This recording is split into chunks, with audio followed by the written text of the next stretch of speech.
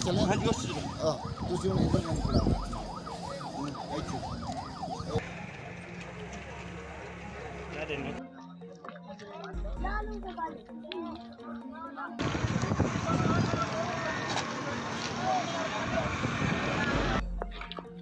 ਪਰ